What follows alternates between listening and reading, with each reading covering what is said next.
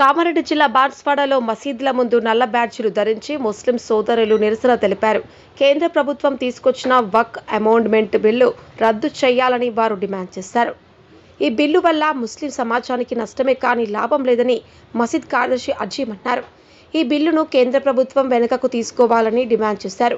Supreme court ఈ బిల్లును రద్దు చేసి ముస్లింలకు న్యాయం చేస్తోందని వారు ఆశాభావం వ్యక్తం చేశారు.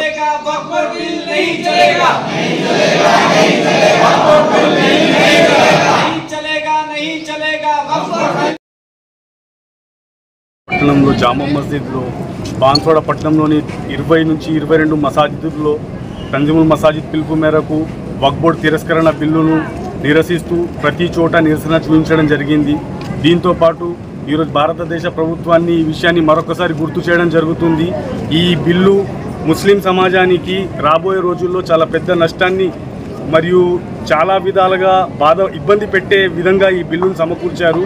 ఈ బిల్లుని మేము చాలా బాధతో చాలా విషయాల్ని గ్రహించి మరొకసారి మేము ఈ విషయాన్ని దృష్టిలో తెస్తున్నాము.